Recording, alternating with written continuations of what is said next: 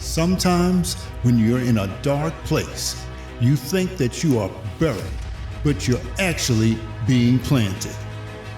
This is Mindset with your host, inspirational speaker and author, Jerome Bowser. Hello and welcome to our podcast. I am very excited to be with you, and I'm looking forward to change in your life. I want to talk to you about the formula for life recovery. The formula for life recovery. You know, I want to tell you something. You are here for a reason.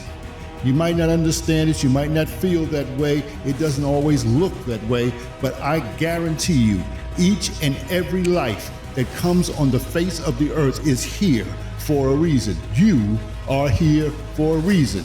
You are here for a purpose. And until you discover those things, you'll find yourself alone, going in circles looking for exit signs. It's like a never-ending cycle to nowhere.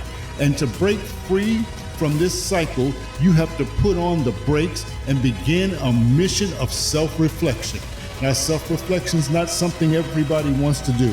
Self-reflection is not something everybody seeks after. You don't wake up in the morning and just decide, oh, you know what? I think I'm going to reflect on my own self. But I want to tell you something. Self-reflection is something that is absolutely necessary.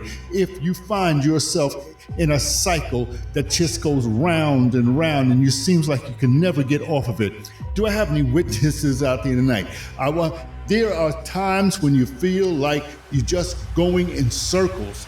There was a song like that a few years ago, You Got Me Going in Circles, up and down like a silly circus clown.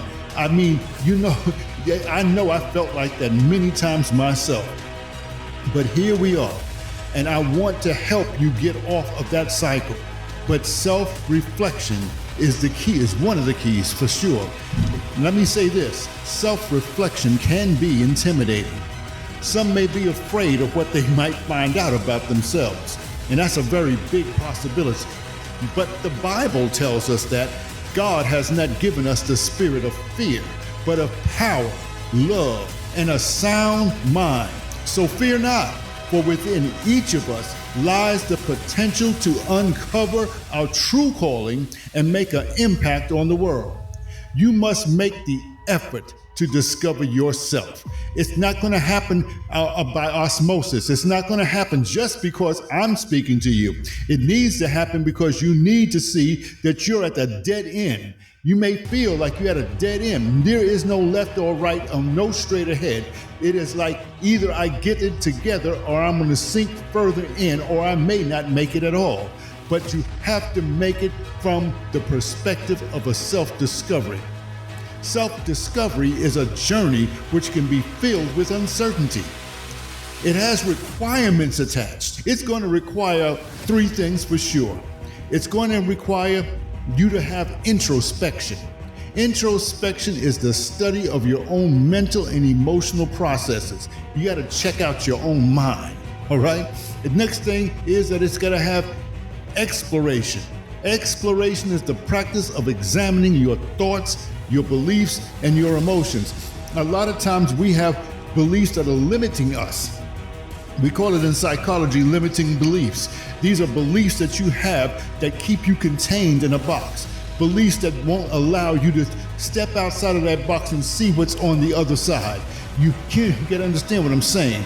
There are some beliefs that you may have that I can't do this. Or maybe you heard people tell you, you can't accomplish this. Maybe you have a dream that you shared with somebody and somebody was trying to tell you, boy, you know you can't do this. Girl, stop thinking like that. Those things can't happen to you. Where are you going to get the money from? How are you going to get the resources that you need? People will tell you all kinds of things to stop you and hinder your dream. Those are called limiting beliefs. And so you have to have an exploration.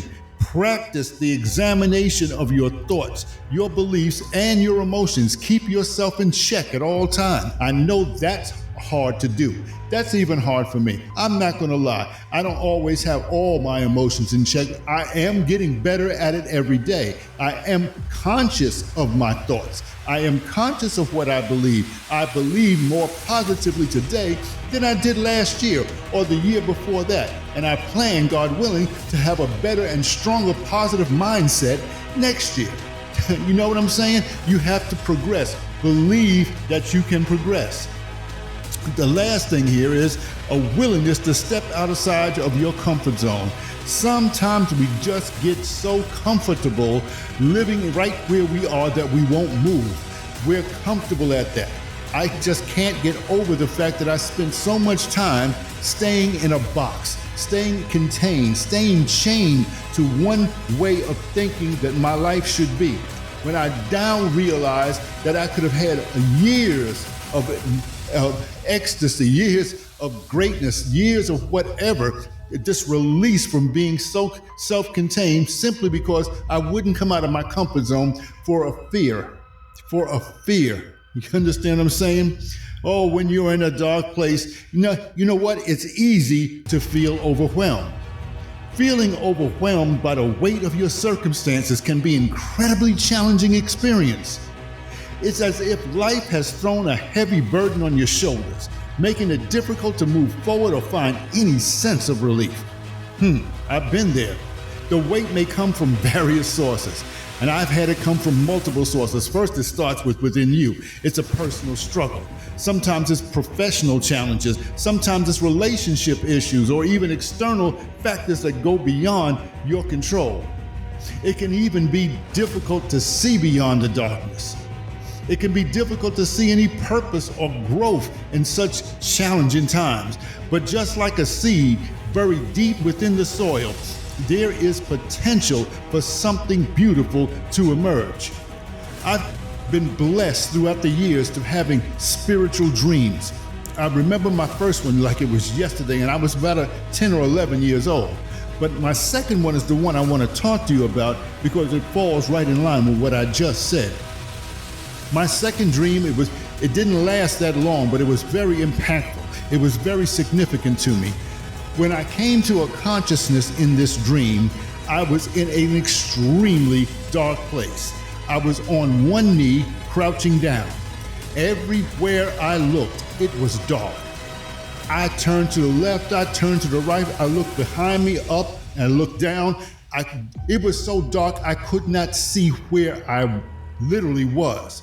I could not see what was going on in front of me. I could not even see the next step. What I did see, way in the distance, was what looked like a tiny pinhead of light. And I focused on that tiny, tiny pinhead of light.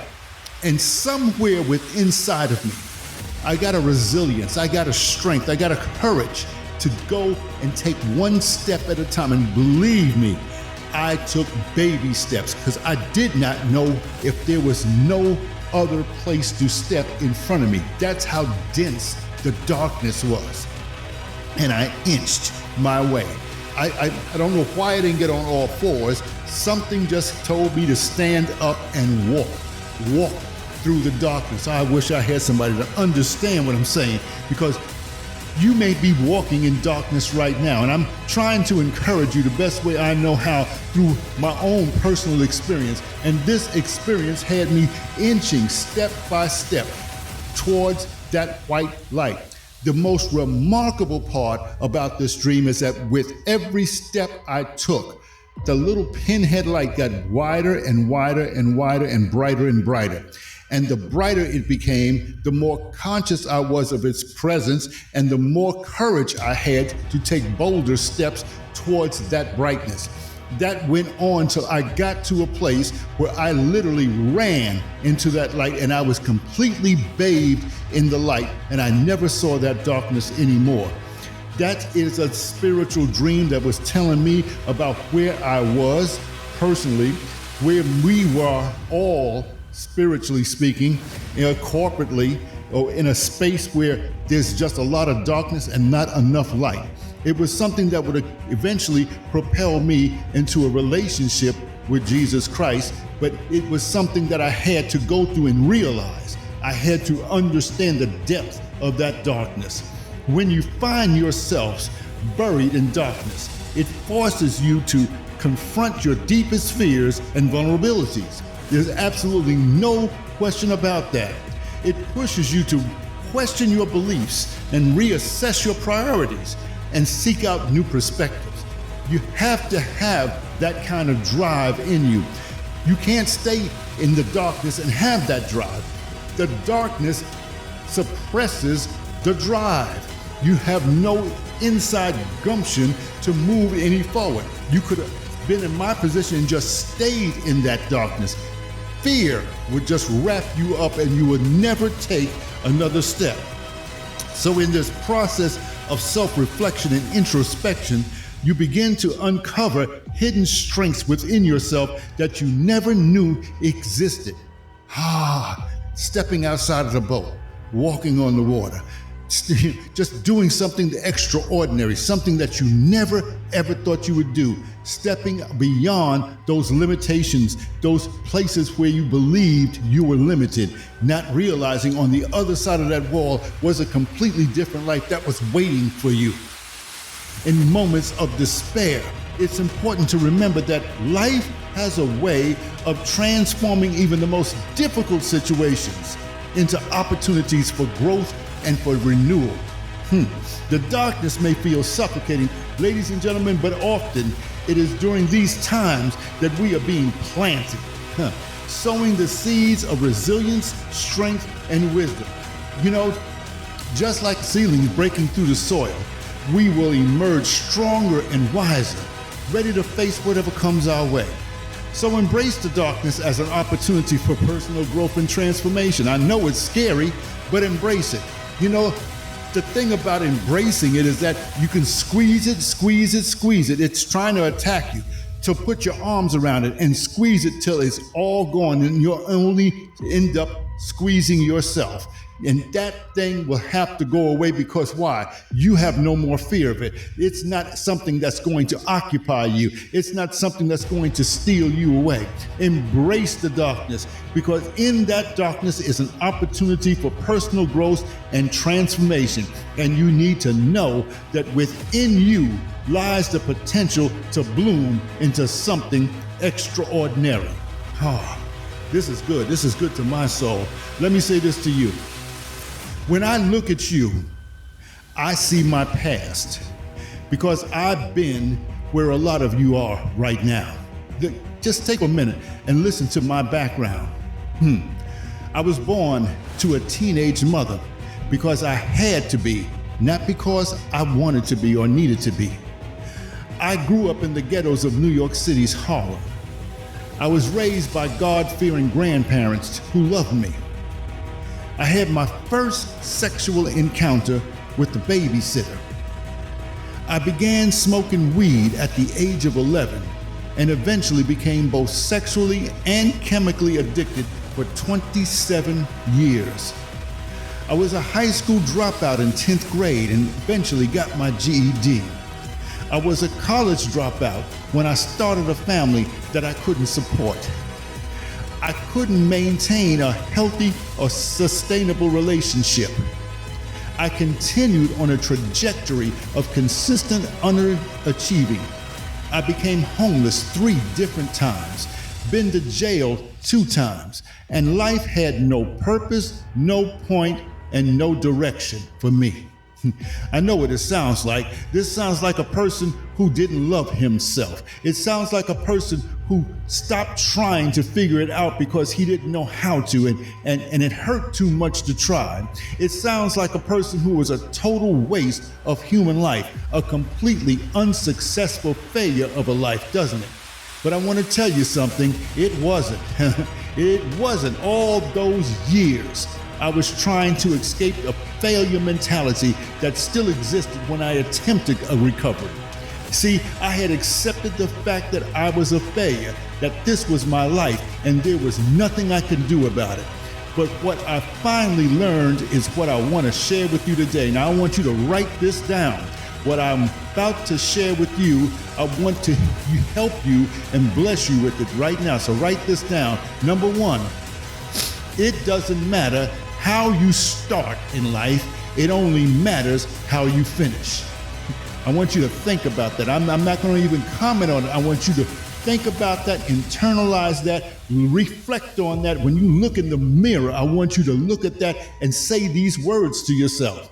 Number two, failure is not something to be feared or avoided, but rather embraced and learned from.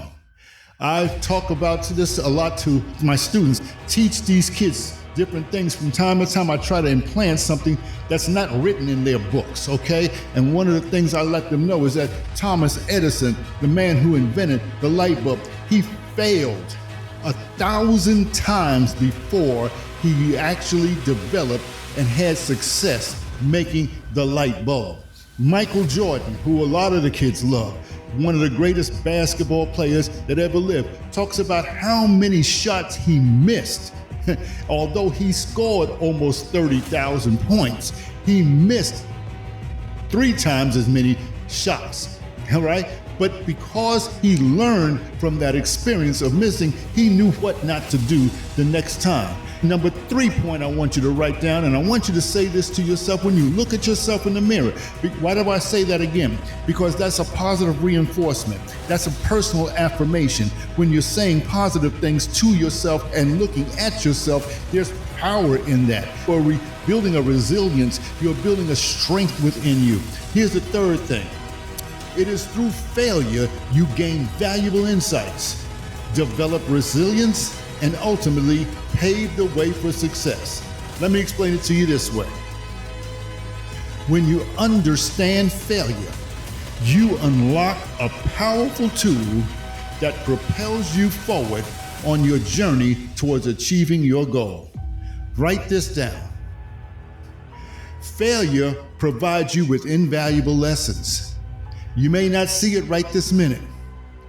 Like for me, it took some time for me to see the failure lessons that I had to learn to be successful, because I still had my mind wrapped around the failure mentality. Number 1 is failure provides you with invaluable lessons. Number 2, it teaches you what doesn't work, and it allows you to refine your approach and make necessary adjustments. Number 3, each setback presents an opportunity for growth and self-improvement. Nobody likes setbacks. Setbacks are hard to deal with because you're thinking that you're not accomplishing something, but in reality, you really are. There's no real way you're going to fail if you're determined to succeed. That's the mindset you have to have. So setbacks are only a temporary thing for aggressive forwardness. Number 4, setbacks allow you to identify the specific areas where you fell short and develop strategies to overcome those obstacles in the future. And not only for you, but just like I'm doing for you right now. It is not just the fact that I've had these things happen to me, but now I can be able to relate these things to you, because the main thing is what I'm telling you about right now no longer affects me, no longer bothers me, is not a hindrance to me. It's past, it's done. There's nothing I can do about the past. Tomorrow is not promised. It doesn't even come. It doesn't even exist. All you have is today. Make today count. Make what you are doing right now count for you. And that leads me to my 5th point. It tests your determination and forces you to confront adversity head on. Adversity wants to win. Adversity wants to tell you that you can't do it. Adversity wants to tell you that you are not capable, that you are not willing, you're not strong enough, you're not smart enough, you're not intelligent enough. There are other people who can do it better. You know what? That's what adversity wants you. It pushes up against you. There's a reason why it does that. But guess what? You stand strong. After having done everything that you know to do, stand. Stand, stand, stand. And adversity can't do anything to a person who's standing their ground. I had to discover these things late in life. I had to discover that I had the power to change reality to be what I wanted to be, to become who I'm supposed to become, to take hold of my purpose and move forward into destiny. I had to learn to love, trust, and believe in myself. So when you look at me, I want you to see your future possibilities. My job, my passion, my drive, the very reason why I'm doing what I'm doing right now is to inspire you to get up, get moving, to see your dreams become a reality, to let you know that no matter what your circumstances or situations may be in life, there is a God who loves you, who stated in his word that I know the plans I have for you, plans to prosper you, plans to give you a hope and a future. I want you to realize that with all you have been through in life, one thing is extremely evident is that you are still here. So listen, learn to trust God and yourself. If you can't trust yourself, nobody else will either. Not your family, not your friends, not your neighbors, not even your girlfriend. In fact, don't nobody want somebody that don't want themselves. What happened? You lost your dream, you lost your vision, you lost your passion, you lost your goals, and now you're here trying to recapture what you lost. Let me tell you something. It all begins when you reset your mind. It all begins when you master your mind. It all begins when you start having a winning attitude in your mind. So I'm going to close here by giving you a strategy that will help get you back on track. This strategy is a 5-point strategy, and it just begins, it's really quick. And I love these strategies because it's something that I had to go through and understand myself. The strategy number 1 is self-diagnosis. Self-diagnosis is the act of identifying past negative impacting behaviors. It's a courageous and enlightening journey towards self-awareness. Know thyself. Knowing thyself requires a bold individual who dares to confront their own flaws and mistakes head on and seeks to understand the root causes behind their negative behaviors. Now, this is a process that goes beyond the surface level reflection. It's going to demand something from you. It's going to demand an unwavering commitment to exploring deep-seated emotions, experiences, and patterns of thinking. When you undertake this formidable task with the guidance of a professional, one may risk misinterpretation or superficial analysis. However, for those bold enough to drive into their own psyche with honesty and diligent self-diagnosis offers invaluable insight into personal growth and development. You will make change because you are the one who is psychoanalyzing you. You know you better than anybody else. You can't pay anybody to know you better than you know yourself. And it takes a boldness, though. It takes a strength. It takes a fortitude. You're going to have to want this. You're going to have to want to be this free. Freedom starts from within. Amen. It's going to start with this end. And boldness is required for such an introspection which embodies strength and courage in facing uncomfortable truth. You got to be truthful to your own self. And that's the only way to forge a path towards healing and redemption. So number one is a self-diagnosis. Number 2, you have to be honest about your own self. Be honest about who you are.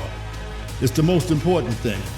Self-exploration is imperative that you exhibit an unwavering commitment to honesty. You got to be honest with yourself about the true essence of who you are. You have to embrace a bold approach as a catalyst for delving deep into the core of your being, unearthing truths that lie dormant within.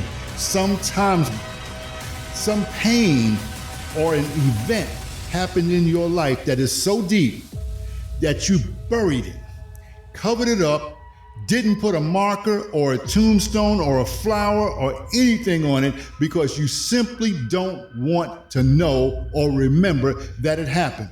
The first time I ever saw a situation like that ever happen was with my little brother. And something happened within the framework of our family, and we got split up. My brother went with my mom, I stayed with my dad, and that happened for a period of time. And then when everything got back together again, we was fine. But in the annals of what happened, my brother has no recollection of this whatsoever.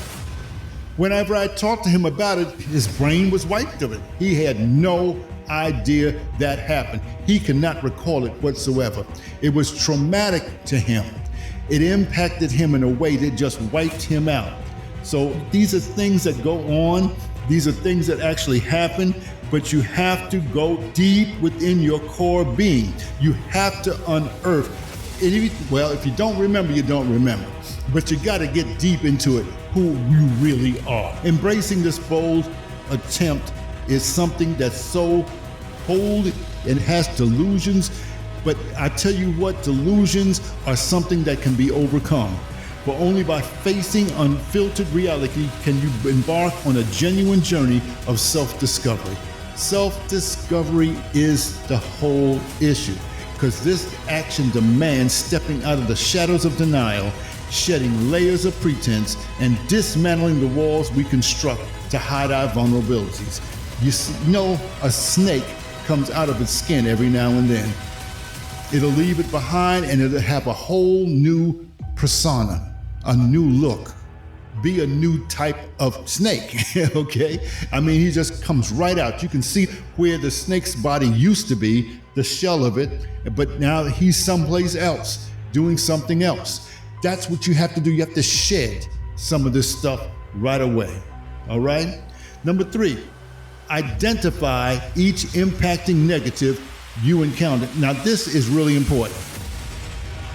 You need to identify and document the impacting negative experience that have influenced your life. This thing, when I was writing this out, when I was thinking about this is something that really, really challenged me. You see, in a world filled with constant pressure to present an idealized version of oneself, it's critical to recognize and acknowledge the adversities that shape us as individuals. Negative experiences can range from, heart-wrenching emotional turmoil to excruciating feelings of physical pain. By documenting these things, we not only validate our struggles, but we also gain a profound understanding of how they have altered the course of our lives. It takes strength and courage to confront your past traumas head on, dissect their impact on our thoughts, actions, and overall well-being. It also is a bold act for self-reflection that allows for personal growth and it allows resilience to come. So gather those painful memories, examine them intimately, for it is through understanding the darkness that we truly appreciate the light that radiates from within ourselves. Does that make sense to you? I hope it does. It made sense to me, and I'm just trying to share these things with you to help you. Number 4, make your past negatives fuel your future positives. Flip the script on your life by reverse engineering past negatives to direct future positive life. It's time to take control and reshape your destiny through introspection, resilience, and bold decision making. And we can do that by doing a few things. Instead of being bound by the shackles of regret, use those experiences as stepping stones towards greatness. Analyze your failures with a critical eye to extract valuable lessons that will serve as a roadmap to success. Try by transforming setbacks into opportunities, finding hidden treasures within the challenges. Reroute negative emotions into motivation and determination by fueling your drive towards a brighter future. Embrace innovation and creativity and adaptability as you reconstruct your life's narrative from disappointment to triumph. And lastly, reframe past negativity into empowering stories of growth and resilience. What I'm doing right now, inspiring not only yourself, but those who are around you. So by flipping the script on your life, engineering past negatives to dictate your future positive, you will emerge stronger than ever before, ready to tackle any obstacle with unwavering confidence and audacity. And so as I come to a close, let's review the formulas to restore yourself. Number one, self-diagnosis. Do not be afraid to diagnose yourself. Number two, be honest about who you are. Embrace the beast mode level of boldness designed for your breakthrough. Beast mode. I like that. Number three, identify each impacting negative you have encountered. By identifying and documenting the impacting negative experience that you have influenced in your life. Number four, make your past negatives fuel your future positives. Reverse engineering past negatives to a direct future positive life is the way to go. And number five, lastly, embrace failure. It shows what doesn't work on your way to what does. Remember, you were designed for greatness. There is an enemy who doesn't want you to know who you are, whose you are, and what you have. Use these successful strategies and discover the real you. Well, that's what I have for you today. This is Jerome Bowser, the Mind Designer. Until next time, God bless one and all.